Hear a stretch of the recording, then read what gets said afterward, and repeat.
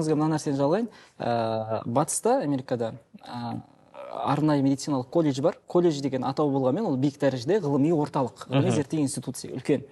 Солар рак ауру әлемде көп қой, білесіздер, мысалға 16 миллион адам ракпен ауырса, соның 9 миллион дүние өтеді дегенде, мысалы, ол статистикалар өздерінің. Кәдімгі ашсаңыздар, Гуглда жетіп жатыр бұл статистика. Сол нәрсеге уайымдаған. Бірақ мұсылман емес олар. Адамгершілік қой, адам үшін уайымдайсың әлемнің.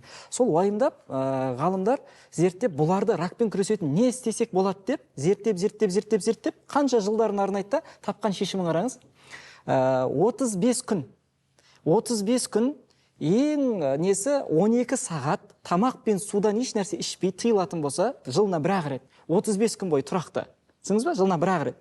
Сонда адамның ішкі организмінде ракқа қарсы клеткалар пайда болады екен. Осы жаңалықты ашады.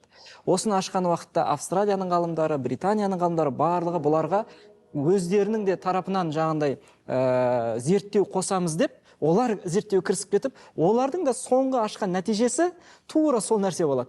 Сонда Британияда ғалымдар осылай екен деп 1875-тен ба шығып кеткен журналдар бар өздерінің. Соған онлайн версиясына шығарған кезінде, мына мұсылмандар айтады: бұл нәрсе бізде бар, жаңалық емес.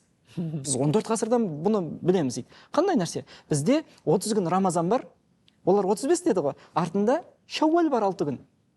Түсініңіз ба? 29 күн болып қалғанда 35 күн болады, 30 күн болғанда 36 күн болады. Түсініңіз? Бізде Рамазан мен Шауал. Сөйтіп, олар қызығып, келесі жылы Рамазан келген кезде бір 100 мұсылманды алып, ораза ұстайтын. Соларды Рамазан айы басталмастан бүкіл анализ алады ғой олардан. Анализ крови дейміз, бүкіл нәрсесін анализ алады.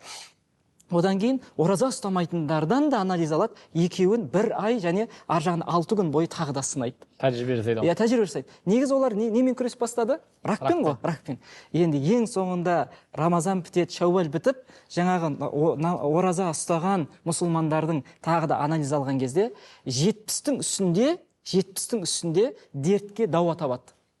Ойлаңыз, ракқа қарсы раковый клеткалар пайда болады, сахарный диабетке қарсы белоктар пайда болады. Ойлаңыз, иммундық жүйені күшейтетін, иммунитетті күшейтетін керемет жаңағындай иммундық жүйесі күшейеді. Одан кейін қан, тіпті ана бүйрекпен ауыратындар қан ауыстырады ғой.